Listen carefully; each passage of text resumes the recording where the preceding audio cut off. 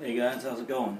I'm back with another video, and in today's video I decided that I'm going to do a album review on a classic album that I have picked up recently, and I was going to wait until my next CD collection video to actually show you this, but I didn't actually buy this one myself. This was a late birthday gift that one of my friends ordered for me offline, and I'm forever grateful to him for doing that.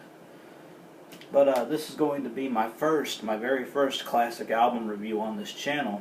So, yeah, here we go.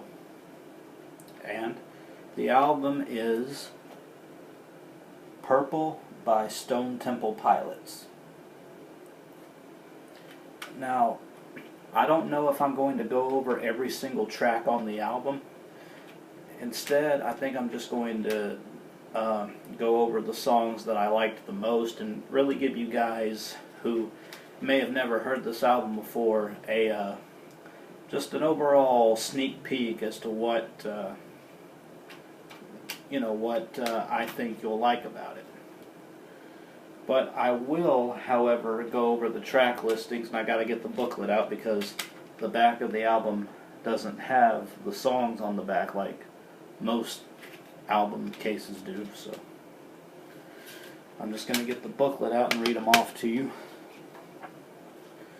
The songs are Meat Plow, Vaseline, Loungefly, Interstate Love Song, Still Remains, Pretty Penny, Silver Gun Superman, Big Empty, Unglued, Army Ants, and Kitchenware and Candy Bars. Some pretty interesting titles, wouldn't you say? Now, I think the first song that I'm going to talk about on this album is the song Vaseline, which is the second track. I fell in love with this song the first time I heard it, actually. And the only reason why I'm so into this album is because it was recommended for me in a group that I'm in on Facebook. It used to be known as the Rockin' with Robbie group, and now it's called Talking with Rockers. You guys should check it out if you're into that kind of thing. And it was a suggestion by one of my friends on there. He thought that this should be my first grunge album. And to be honest with you, I didn't even know that Stone Temple Pilots were considered grunge. I really didn't. But yeah, anyway, he recommended this, my friend recommended this to me, and I gotta say, I absolutely love it. So, talking about the song Vaseline, this is probably my second favorite on the album. I fell in love with it the first time I heard it. It's a short song. I think it's just a little under 3 minutes long, but it's very good in my opinion. It's got this really cool little, I don't know if it's bass or just the regular electric guitar, but it has this really cool intro to it. Just this really awesome, wicked guitar riff that really starts off the overall pacing of the song, and it's just really good. It's definitely one of the standout tracks on this album. I love the the chorus especially.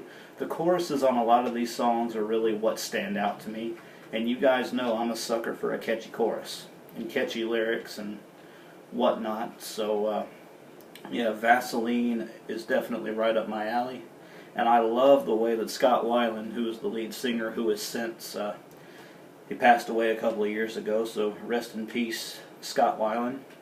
But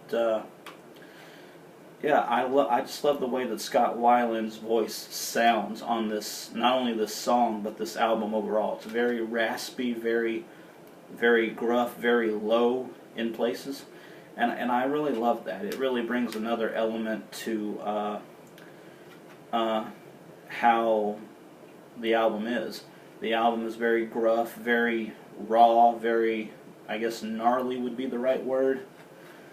But yeah, Vaseline's definitely one of my favorites. And another, like, my all-time favorite on this album is the song Still Remains, which is the next song I'll be talking about. I love everything about this song. And I do mean everything. I love the opening, has like a cool little intro. It's not as cool as the intro to Vaseline, but it still really gets you. And what gets me the most about this song is, once again, it's the standout chorus. And it has some of my favorite lines in it. And I always make a joke about this line. It says, "Take a bath, I'll drink the water that you leave." I always like to joke around and say that's unsanitary. I don't care how hot she is, you shouldn't drink the bath water. That's a health violation. But in all seriousness, that part of the chorus that says, "Take a bath, I'll drink the water that you leave. If you should die before me, ask if you could bring a friend. Pick a flower, hold your breath, and drift away." I really like the lyricism there. I love how Scott Weiland sings it. I like how he kind of enunciates, if that's the right word. Just an overall great song, very heartfelt when you listen to it. And the next song I want to talk about is the song "Big Empty," which is probably my third favorite on the album. It's definitely another standout track, in my opinion. Well, otherwise I wouldn't really be talking about it. But it's very... this one kind of starts off kind of slow, in my opinion, but it picks right back up with, once again, another catchy chorus. And this is probably one of the most heartfelt songs on the album. You can really hear it in Scott Weiland's voice as he's singing, and he can belt out vocals like no one's business. And it makes me wish that I had gotten into this stuff earlier, you know. I mean, I know everyone starts somewhere when it comes to classic music, like classic grunge or metal, whatever.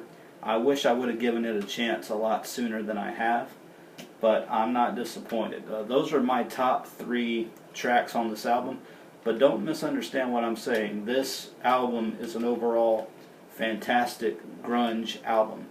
If you're trying to get into grunge music like I am, definitely give Purple by Stone Temple Pilots a chance. If you like it, you like it. If you don't, that's okay. In fact, I love this album so much, and this is, out of all the classic stuff that you guys have seen me buy over the last month or so, this has been one of my favorites. And in fact, this album has grown on me, and I love it so much that I would actually put Purple by Stone Temple Pilots into my top 10 albums of all time. That's how much I love this album so far. And even the songs that I didn't care for at first, songs like Unglued, Army Ants, and the last one, Kitchenwares and Candy Bars. Really weird title, by the way. But, you know, even those songs that I didn't care for upon first listen, they've really grown on me. And I can honestly say that I don't think there's a bad song on this album. I don't know if I would actually give it a 10 out of 10, but it's definitely up there. I think I would overall give this probably a strong 9, maybe even a 9.5. I mean, that is literally how much I love this album. And, you know, to those of you out there who may not be sold on grunge and classic stuff, hey, I was in your shoes once. I mean, a couple of months ago, I wouldn't even have bothered to check this out. But, you know, I got influenced, and I was not disappointed at all. And, you know, you just got to give stuff a chance. That's all you got to do. And like I said, if you like it, good. If you end up not liking it, that's fine too. You're not going to like everything that you hear. But yeah, guys, definitely give this album a chance. I only went over my top 3, and I think that's how I'm going to do my CD review formats going forward. I hope that's okay. I know I used to go through all of the tracks on an album, but I felt like I always ended up saying the same thing about each song and never really giving any true review or perspective. So I'm only going to do my top 3 favorite songs to give you guys a taste of the album. I think that's what I'm going to do going forward. Anyway, guys, I think I'm going to wrap up this review now. I hope you guys, hope you guys enjoyed it. As always, leave a comment down below, subscribe to my channel, tell your friends about me, and as always, guys, I will see you guys in the next one. Take care.